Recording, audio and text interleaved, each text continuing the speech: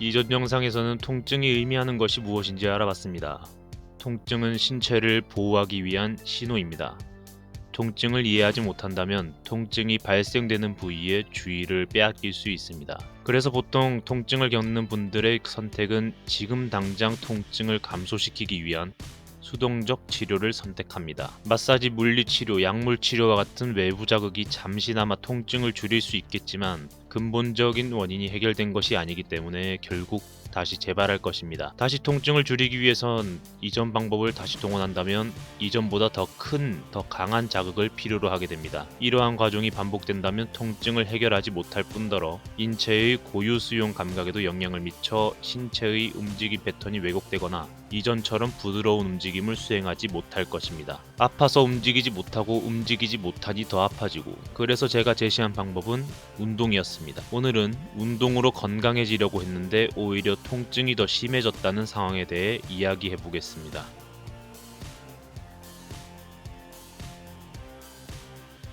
이 문제를 이해하기 위해서는 글로벌 머슬과 로컬 머슬의 개념을 알아야 합니다. 글로벌 머슬은 몸의 큰 움직임과 힘을 담당하는 근육들을 말합니다. 대흉근이나 광배근, 대퇴사두근, 둔근과 같은 근육들이죠. 이런 근육들은 힘이나 속도 같은 요소에 특화되어 있어서 고강도 운동, 고중량 운동을 하면 쉽게 발달합니다. 반면에 로컬 머슬은 몸 깊숙이 있어서 관절과 척추를 안정화해주는 근육입니다. 복횡근, 다혈근, 골반 기전근처럼 주관절을 미세하게 고정하고 자세를 유지하는 역할을 하죠. 이 로컬 머슬이 약화되면 몸은 글로벌 머슬에 과도하게 의존하게 됩니다. 하지만 글로벌 머슬들은 미세하게 움직임을 제어하지 못하고 균형을 잡는 데 서투르기 때문에 오히려 관절이나 인대 등에 무리가 갈 수 있습니다. 결국 잘못된 운동 패턴이 고착되고 통증이 더 악화되는 상황이 벌어지게 됩니다. 특히 현대인들은 장시간 앉아있거나 구부정한 자세로 지내면서 로컬 머슬을 거의 쓰지 않다 보니 운동을 시작해도 이미 약해져 있던 로컬 머슬이 잘 활성화되지 않습니다. 그러면 글로벌 머슬만 덩치가 커지면서 어깨나 허리, 통증이 생기거나 심해지는 악순환이 이어집니다. 제가 실제로 경험한 사례입니다. 60대 남성 회원님이 팔꿈치 수술 이후 팔꿈치 가동 범위가 제한되어 운동을 시작하셨습니다. 평가를 해보니 로컬 머슬이 제 기능을 하지 못하는 상태라 글로벌 머슬이 안정화 역할까지 떠맡아 전신이 잔뜩 긴장된 모습이었습니다. 만성 요통, 무릎 통증,